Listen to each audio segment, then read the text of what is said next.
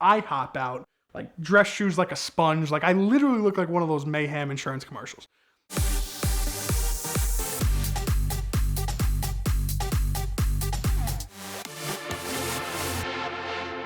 So I don't know if you know, but the New Jersey Pine Barrens are a very beautiful place when it hasn't rained. I didn't really know it too well, but when it does rain there, all of the sand turns to quicksand and there's just massive puddles and it doesn't really absorb anything. When I was working with a mechanic, buying cars for him and whatnot, I had bought a car. Luckily, it was with my money, not his. I had bought a random Ford Escape off lease, nice car, in 2019 or so. It was a 2017. I went and picked this thing up from the Pine Barrens in New Jersey, and it was down by Atlantic City, and I had to go back towards I-95, but north. So instead of taking the road from Atlantic City, the highway, and going back up I-95, I decided to cut through and there's like the road network that's in the New Jersey Pine Barrens. It's extensive. There's tons of roads, like thousands of miles of roads in the Pine Barrens that are legal to drive on, but are not real, maintained roads. For some reason, I decided that was the way to go home. And it's like 1 a.m, and I'm just ripping this thing through the woods, having fun. And it had rained, so it was a little bit sketchy. There were like some very big puddles. As I came, I was on this one trail for about 27 or 28 miles in without, any other turnaround or anything. And the trees were the thickness of the car, so you really couldn't turn around. And as I'm driving through, I came on this really big, it was more of a lake at this point. It was like a huge puddle. I was like, I can make it through that. So I floor it through that, and I barely made it through. Like, you felt the car stop, and it was barely struggling through with the water. So I make it through that, and I was like, damn, I can't believe it just did that. And then I drive about another 1/10 of a mile or so and see an even bigger one. And I was like, I can't drive through that because I could barely drive through the first one. I just run over a bunch of branches. I'm scratching this car up. It's white. I was like, I'll detail it, whatever it is. I got to get out of here now. So I turn around and I go through the first big puddle that I successfully went through, and I floor it through, and it just hits the middle and stops and sinks. Just like that. Like, hit a wall, it just sinks. Water just starts rushing in from under the doors, and there's water, it had just poured, so it kind of had a flow to it, and there's water up until, at the hood approximately. So I open the door like a moron. I'm like, I guess there's a bush here or something. Like, why isn't it open? I push it open, it just fills with water. I didn't realize it was that high. It was it was a flood. So it fills the bottom of the car up, and I'm like, well, at least it's just the driver's side, right? And then I see flickering from under the passenger seat, and all the stuff, including my brother's very expensive graphing calculator, was floating up from the trunk, and just the whole car filled with water, up to the bottom of the dashboard. And it's 1 a.m. in Christmas Eve. It's freezing. So I start doing SOS with the horn, SOS with the lights, flash, nobody's coming. I have no cell reception whatsoever.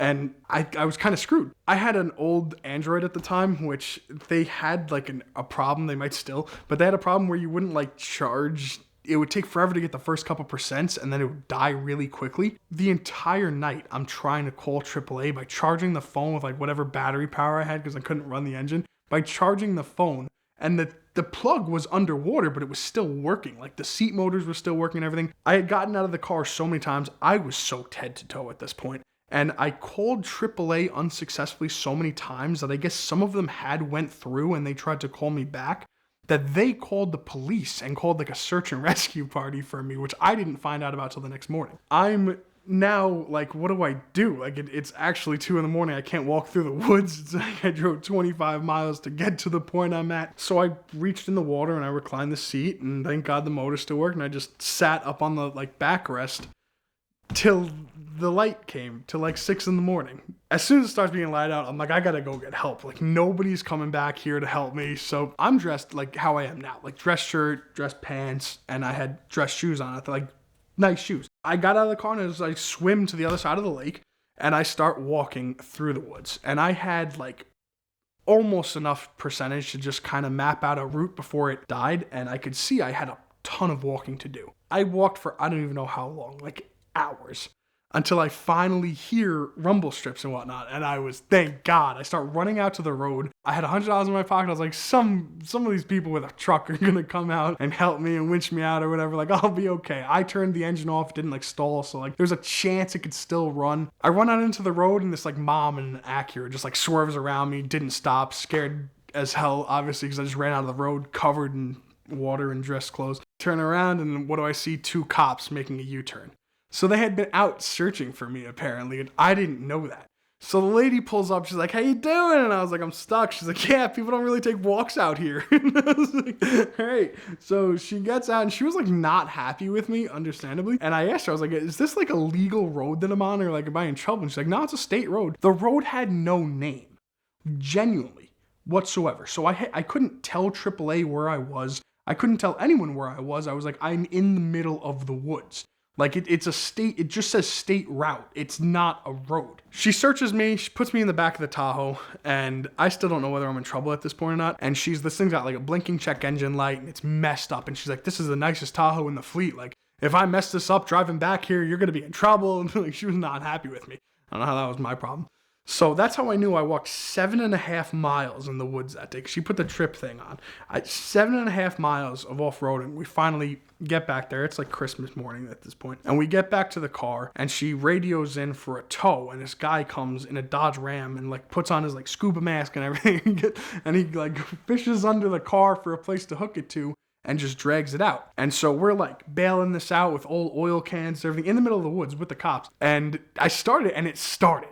Somehow, nothing worked. No power steering, no power brakes, no radio was off, like the sunroof opened by itself. It was completely messed up, but it ran.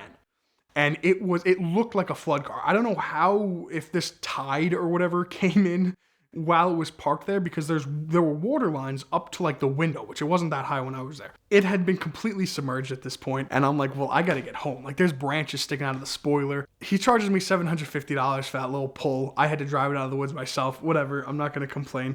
I pay him the $750, have a good Christmas, yeah. So I go to the gas station, I gotta fill this thing up, I guess. Somehow it's no water in the tank. So I fill it up at a gas station, and it literally looked like a bad Geico commercial. Like I opened the door and just buckets of water came out, because even though we had bailed it out as much as we could, every single time you braked, just like gallons of water came out from somewhere in the chassis and like refilled the entire interior. So I open the door and all this water comes out and I hop out, like dress shoes like a sponge. Like I literally look like one of those Mayhem insurance commercials. The car had California plates on it. And so this guy filling up his GMC, he stops and he just walks over with like an empty antifreeze bottle. And he's like, hands it to me. And he's like, I see you're from California. I heard they don't have puddles in California. Welcome to New Jersey. He passed me on. I was like, thanks, guy. And the attendant comes over just like scared as hell. So I start bailing this car out at the gas station, and it didn't matter. I mean, for the next week, every time I braked, water would just refill the car. Somehow I escaped hypothermia by walking 7.5 miles. It was 24 degrees outside on Christmas Eve. And I survived that. The other time that I really almost died in a car, so it was the North Maine woods, and I took my Lincoln Town Car there like 8 months prior during a summer road trip, and it was awesome. Now, I was like, I want to say I was like 19 at the time, so I was a lot stupider than I am now. I took this Dodge Journey rental car on a trip. I was like, well, it's good for nothing else except road trips, so let's take it on a trip. And I took it to the same road that I had driven this town car on when it crossed 300,000 miles. Like that was his anniversary trip. And so I thought this Dodge Journey would be fine. The only upgrade that car had, being a rental car, was for some reason it had the Dodge Charger V6 and no other options whatsoever, no all-wheel drive, nothing. So I get there and I start doing the route into the woods. And if you've never driven the North Maine woods, like you wouldn't understand how it is. It's about 5.5 hours of driving, seeing absolutely nothing before you get to like the center of it, to the top of this mountain. I had done that drive and I didn't see, after about an hour and a half in, you like end all the campsites, nobody's around, and you start driving on unpaved, unmaintained roads. As I got higher in elevation, more snow was on the ground, and I didn't put it together until that moment that I went in the summer with the Lincoln, and this was now the winter with the Dodge. So I was like, whatever, I already drove all this way, like I'm gonna just keep going. So I drove up, and there was a point where it hit like a summit kind of, and then it went down, and there was a gap in the mountain, like really some Looney Tunes thing, where there was a gap and 2 planks of wood where you put your tires to go over it, like a bridge. And I start hitting that and sliding down, like sideways to it. And if I don't hit these wood planks, I'm going off the side of the mountain. So somehow it straightened out but like I used a little bit of throttle, it straightened out just before, and I hit the planks. And then I gunned it so I could get over them, and it immediately just torque steered to the right and got stuck in snow. And I'm spinning, and I'm like, that's when it dawned on me. If I don't get out of this, I haven't seen a human being for 5.5 driving hours. I'm dead. Like, if I don't get this car unstuck, I cannot make this walk back. It's snowing, it's Maine in the winter, and it is at least 180 miles before, like, I'm dead. So I started really panicking. I used whatever I could, and I started taking out the all-weather floor mats to put underneath the tires, and those didn't work somehow. I started using the carpet ones, and I'm just doing a burnout on it to the point where it almost lit on fire, like it's smoking, and nothing worked. And I'm like, how the hell am I going to get out of this? So I get back in the car, and I just start rocking it like crazy, doing a burnout, and I guess it got the tires hot enough that it like melted through some of the snow, and it just immediately let go. And then it started sliding back towards the planks again.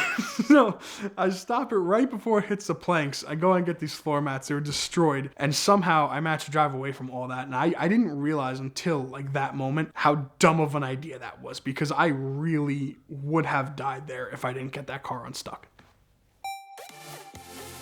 We love Lemon Squad because they can have a certified inspector out to look at a car that you're considering buying within 1 to 3 days. It's the most powerful way to be the shrewdest negotiator possible in a used car transaction. But sometimes even that isn't quick enough, and sometimes you're pressured by a dealership staff or a salesperson into making a decision on the spot. So they have launched the perfect solution for this, Lemon Squad Live. It allows you in less than 2 minutes to set up a video call with one of their certified inspectors at the car you're looking at, so they can help you walk through what to look for and what to walk away from. It's the best way to avoid these high pressure, difficult situations where a used car can be a lot to take in and you want to make the best buying decision possible. Using one of their certified inspectors can help you figure out if the paint doesn't match and what to look at for consumable items like brakes, tires, and things like that. How to check the fluids, how to check the functionality of the infotainment. Anything that you need to look around a car to be the most qualified and researched buyer possible. Lemon Squad Live is here to help, so check them out now